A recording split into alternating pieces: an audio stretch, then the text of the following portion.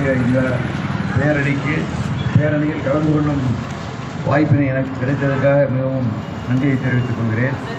இன்றைய காலகட்டத்தில் உலகம் முழுக்க இந்த போதை என்பது ஒரு மிகப்பெரிய ஒரு டேஞ்சராக இருந்து கொண்டிருக்கும் வேளையில் நமது தமிழ்நாட்டில் நம்முடைய அரசின் ஆலோசனைப்படி இன்று பள்ளி மாணவர்களை கொண்டு இந்த போதை எதிர்ப்பு விழிப்புணர்வு பேரணி நடைபெற்றுக் கொண்டு வருகிறது. அந்த வகையில் இன்று அதாய பள்ளியும் இந்த ஒரு நல்ல காரியத்தை முன்னெடுத்து சிறப்பாக நடத்தி கொண்டிருக்கின்றது.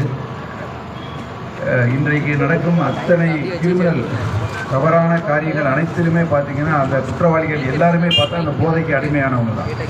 திருச்சிலிருந்து கொலையிலிருந்து இன்னும் அத்தனை ஒரு ஆன்டி சோசியல் காரியங்கள் எல்லாமே பார்த்தீங்கன்னா அது செய்வங்க எல்லாருமே போதைக்கு அடிமையானவங்க தான்.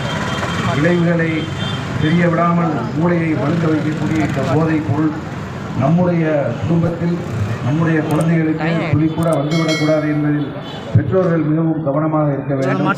அதே போல நண்பர்கள் மற்றும் உறவினர்களுமே இந்த போதை எதிர்ப்பு விழாவில் கலந்து கொண்டு அதில் பங்கேற்று அதில்